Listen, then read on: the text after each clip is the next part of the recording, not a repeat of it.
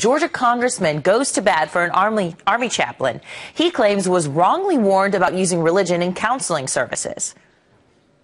At a time in which our society is dealing with soldiers and airmen who are struggling with depression and struggling with suicide rates, he had the audacity to share his own experience with depression and how his faith helped him. What is a chaplain supposed to do? Is this just one more example of a larger movement against religion in our military? That Congressman Doug Collins joins us now. Thanks for being with us. Good morning, Anna. It's good to be with you. Well, first tell us the story about Army Chaplain Joe LaHorn. What was the deal and what was so wrong with what he was doing and saying in his counseling?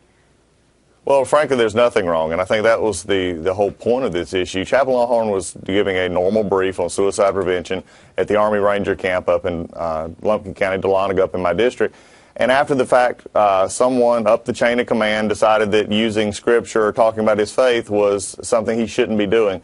And really everything that we have looked at, and me being a chaplain as well in the United States Air Force Reserve, said he did nothing outside the bounds, and yet the Army would not remove the letter of concern from his file. We feel like that is just simply trying to chill chaplains into not expressing their faith and doing the job they're supposed to be doing. Well, especially when you look at morale issues that are going on in the military right now. In fact, the Washington Times is citing that troop morale has dropped 30% under President Obama. So from the commander-in-chief changing from Bush to Obama, it's gone down 30%. Do you think that's because of policy changes or just an environment and a culture that some of these military members feel like they can't even express how they feel about things and their faith?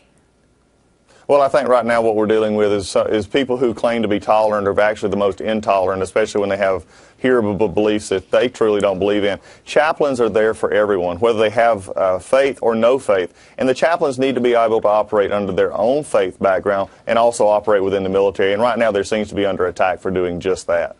And what's the danger of this? If you can't express your faith, you can't pray when you're starting to feel like you're in a trying time, what's the issue? What's the danger?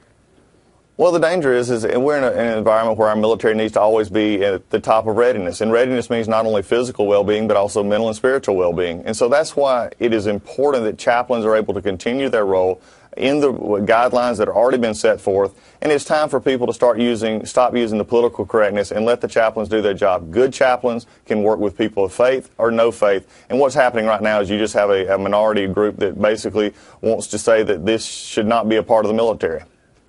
Congressman Doug Collins, thank you so much for your time today. Thank you so much.